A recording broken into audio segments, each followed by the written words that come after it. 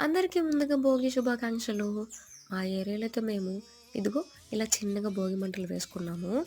ఆ తర్వాత భోగి నీళ్ళతోనే స్నానం చేశాము. తాతయ్య వాళ్ళ ఇంటికి వెళ్ళాము. మేము ఉండేది తాతయ్య వాళ్ళు ఉండేది ఒక్కటే విలేజ్‌లో. సో, అందరూ అక్కడికే వెళ్ళి మీట్ అయ్యి బిర్యానీ చేసుకున్నాము. ఈ చిన్న పిల్ల ఉంది కదా! ఈమెతో పండుగ అంటే నిజంగా ఇల్లంతా పండుగలా ఉంది. మేమైతే చాలా సెలబ్రేట్ చేసుకున్నాము. అందరం కలిసి అక్కడే విందులు, వినోదాలు అంటారు కదా! అలా జరిగింది.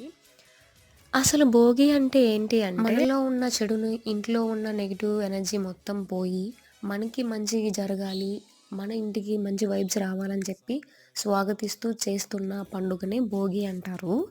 నాకు తెలిసిన వరకు నేను చెప్పాను. అండ్ మీకు తెలిస్తే కామెంట్ సెక్షన్‌లో కామెంట్ చేయండి.